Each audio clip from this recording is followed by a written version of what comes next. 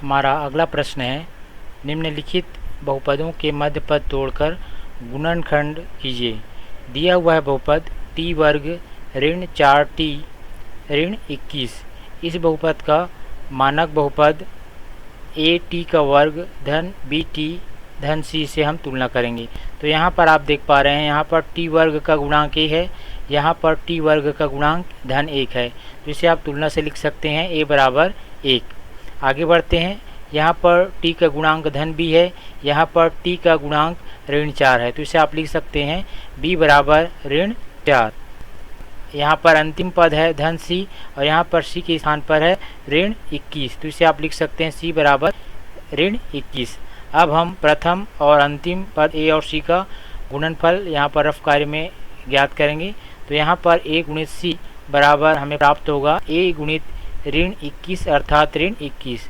अब हम 21 का यहाँ पर संभावित गुणनखंड लिखेंगे। तो यहाँ पर 21 के संभावित गुणनखंड आप इस सारणी में देख पा रहे हैं। 1 का 21 से गुणा करने पर हमें 21 मिलेगा, या 3 का 7 से गुणा करने पर हमें 21 मिलेगा। तो बहुपद के मध्य पद को दो भागों में तोड़ने के लिए हम ऐसी दो संख्याओं को यहाँ से चयन करेंगे जिनका योग या अंतर करने पर हमें ऋण 4 प्राप्त हो। तो निश्चित रूप से वे संख्या 3 और 7 होंगी। यदि ऋण 7 धन 3 करें तो हमें इसका परिणाम ऋण 4 के रूप में प्राप्त होता है। तो आइए देखते हैं हम कैसे इसे आगे हल कर पाएंगे। तो हमारा जो बहुपद दिया हुआ था टी वर्ग ऋण 4t ऋण 21, तो यहाँ पर मध्य पद ऋण 4t को हम दो भागों में इस प्रकार से तोड़ेंगे। ऋण 7t धन 3t, इन संख्याओं का यहाँ पर हम उपयोग कर रहे हैं। ऋण 7t धन 3t, अगर हम इनका योग करें तो हमें परिणाम प्राप्त होता है ऋण 4t। इस प्रकार दिए गए बहुपद के मध्य पद को हम दो भागों में तोड़ सकते हैं। अब हम आगे बढ़ते हैं। यहाँ पर प्रथम दो पद आपको दिखाई दे रहा है टी वर्ग ऋण 7t। दोनों पदों से हम उभयनिष्ठ t ले सकते हैं। तो उभयनिष्ठ हम t बाहर निकालेंगे तो कोष्टक के अंदर यहाँ पर बचेगा, टी वर्ग में से t बाहर निकल चुका है तो यहाँ से एक t बचेगा, और ऋण 7t में से t बाहर निकाल चुके हैं तो यहाँ पर बचेगा कोष्टक में ऋण 7। अब हम अंतिम दो पद की ओर बढ़ते हैं। अंतिम दो पद है हमारा धन 3t ऋण 21।